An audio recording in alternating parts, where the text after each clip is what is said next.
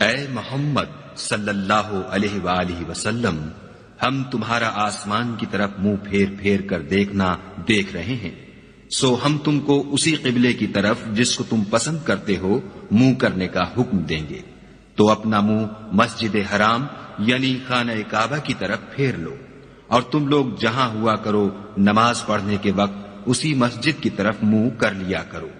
اور جن لوگوں کو کتاب دی گئی ہے وہ خوب جانتے ہیں کہ نیا قبلہ ان کے پروردگار کی طرف سے حق ہے، اور جو کام یہ لوگ کرتے ہیں خدا ان سے بے خبر نہیں۔ اور اگر تم ان اہل کتاب کے پاس تمام نشانیاں بھی لے کر آؤ